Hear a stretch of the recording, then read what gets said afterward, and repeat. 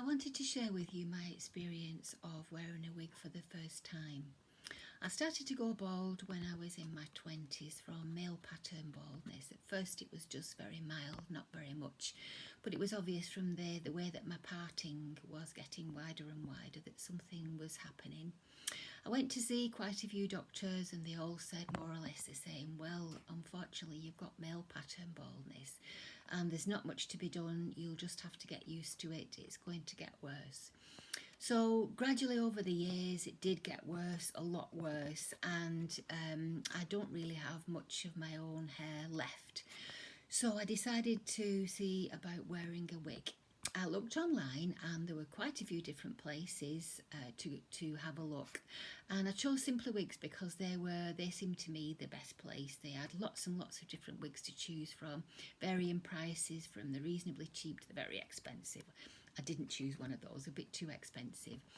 So when it came, I tried it on and I showed my husband and he said, wow, you don't have to look different. It makes you look younger.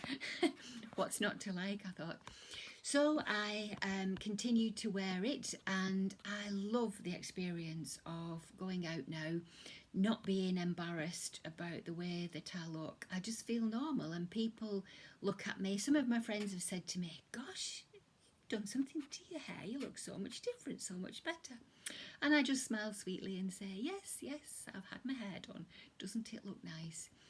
So I think if you're in the same position as me, if you're thinking about wearing a wig, I would say go for it because it's made such a big difference to my life. I can look at people in the eye now and they don't sort of concentrate on the bald patches on my head. They look at me and they smile, which I think is absolutely wonderful. It's done wonders for my self-esteem. I would really recommend you having a look at the wigs, and if you get a chance, have a look at the Simply Wigs website because I think that's the best.